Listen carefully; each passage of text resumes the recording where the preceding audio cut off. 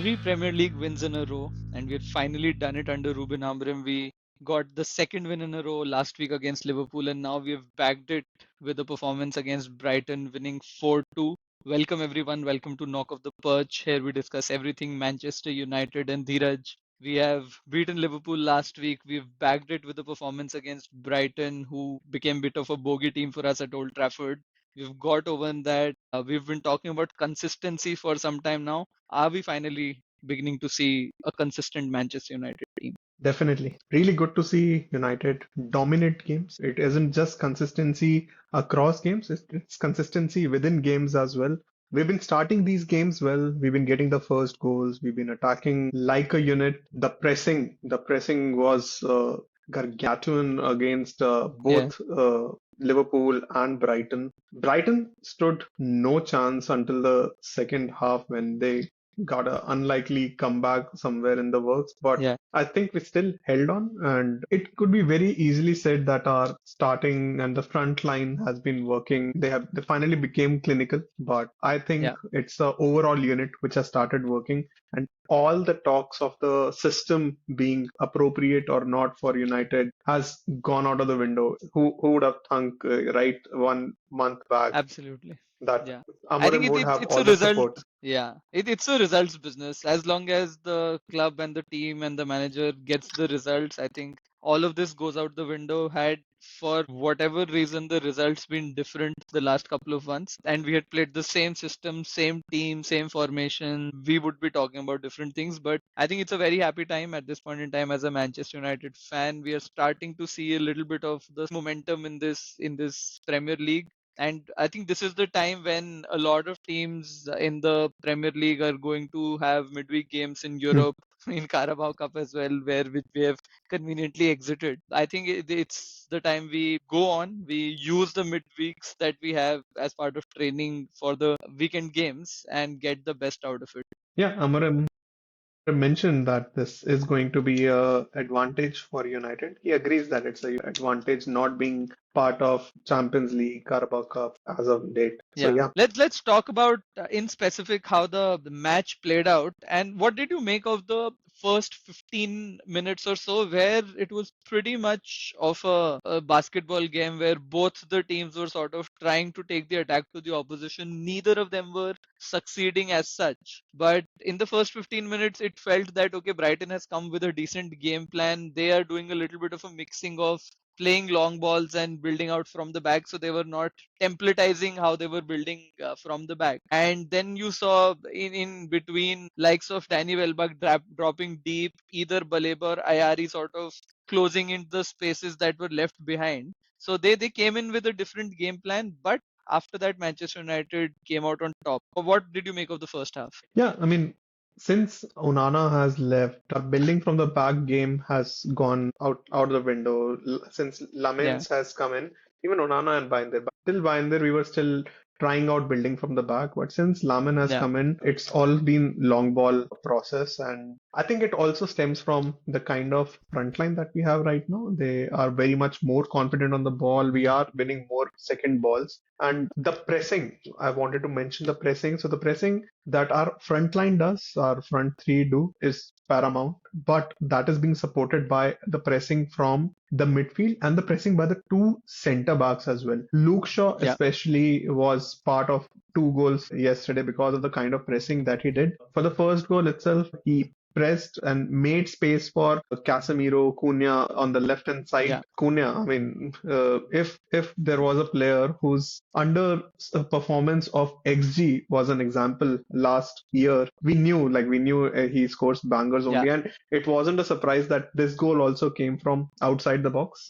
In fact, Correct. since the beginning of 24-25, Cunha has the most number of goals from outside the box in Premier League. So Correct. really Correct. good to see Cunha bag his first goal. I guessed that Cunha might get his goal in this one, and it took quite a long time, didn't it? And you would see it was weighing on his mind. I think he took some 25, 26 shots before he finally Yeah. got a goal. But yeah, very happy for him because he's been showing all But the right signs. Exactly. And this is what I wanted to talk about. I think in this world of online trolling where, if a player reaches 7 goals without any goal involved, 7 matches without any goal involvement, it becomes such a big troll with the 007s and the 00 Bentens and all of that. But for Cunha, that wasn't the chatter so Yep. much because even though he wasn't involved in a goal yet, some of his work on the ball, especially if you think of that second half versus Liverpool, where the amount of time he killed when we were a Yeah. goal up and we were trying to defend the lead. He single-handedly sort of outmuscled 2, 3 different Liverpool players at times. He showed the kind of ability he has on the ball, that Brazilian the flair that he has. I think that came out very, very clearly. And in this game, I think he seemed like he's on it, he's at it. He was taking those shots on, he was trying a couple of touches and getting at it. And in fact, even myself, earlier in the game sort of thought that today is the day when Cunha is going Yeah. to do it. And come the 17th minute, he did that. So that was perfect. For us, it was followed up brilliantly by the Casemiro deflection goal. Luck hasn't been going United's way in the last year or so, but finally, with the performances, even the luck is coming to our side. So that was good to see as well. Oh yeah, I mean Casemiro also has been ticking the right boxes the last few games, and he's been rightly starting. I mean, we've guessed that Ugarte isn't starting because he loses the ball too much. He doesn't Yeah, have the necessary creativity or the spark to get it. Casemiro provides the leadership and the necessary spark in yeah, that midfield. His athleticism was brought into question a lot of times. In the past few games, I think he has been making those runs back as well. And we are finally getting to see how in this system he fits. So yeah, it was yeah. good to see him In get fact, a deflected goal. yeah, Amorim mentioned that when he had joined in, Casemiro was possibly behind Toby Collier in the pecking order of midfielders as well. But now he is, turned around. He spoke about the fact that how fleeting things are in football, and possibly that's something that other players who are on fringes have a inspiration to take from. So hopefully, a character like Casemiro can inspire them to do that. And then we started the second half really well as well, and we kept the momentum on, we kept the incessant pressing on, and we were rewarded with the goal that Mbeumo got. It was a little lucky, I thought, with that tug that Luke Shaw had done in the build-up. Possibly VAR could have taken it as a foul. I have seen those given, especially in the build-up to a goal situation. But good for us. Again, little bit of luck our side, but I think we deserved that luck. And beautiful little finish from Yeah. Mbeumo, and even I think Sesko played an important role in the build-up. I think holding the ball, changing the direction, passing on to Bumo. So I think till that we were totally dominating, and that is when Amorim made a few changes. He brought on Menu for Casemiro. He brought on Dorgu for Ahmad and moved him to the left. Dallo went to the right, and that is where we lost a little bit of a control. What did you make of the entire second half post 60 minutes? Yeah, I think both the teams were losing a lot of possession in middle of the park. It became a very erratic game after these substitutions, but you could see that Brighton were always in it. And we have been losing a lot of goals from set pieces, and that was again our undoing in this game as well because we lost two good goals against set pieces. I could understand the first one in which Yeah, Danny Welbeck took a very well taken free kick goal free from kick. almost 30 yards out. But the second goal, I personally felt that Zirkzee, who had just come onto the field, should have done better in covering the scoring player. Yeah, yeah. And I think once we conceded that second goal, I saw a sense of within the team. You typically, as a fan, I was very nervy myself, and 3-2 had happened. We still had 6 odd minutes. But I think after that, those next 4 to 5 minutes, we really kept the ball well. We didn't allow the ball, Brighton, to have any of the ball in that time, and which I thought was a little mature of this team. I hadn't seen a lot of that from this team. I was worried that, if Brighton are able to make yet another chance, you never know what might happen.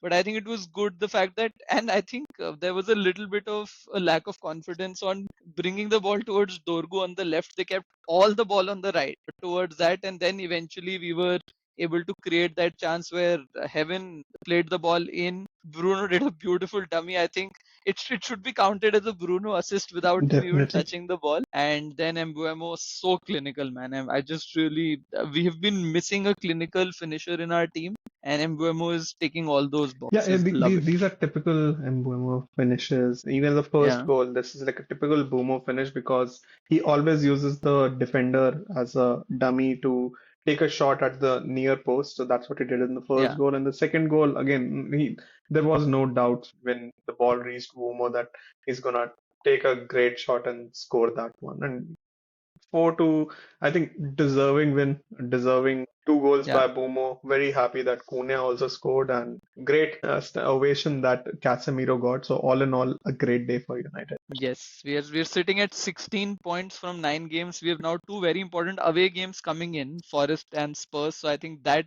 will be critical for this United team to carry on the momentum. We have been playing with lesser of the ball in the last couple of games. The possession has been lower, so the game against Forest could be interesting.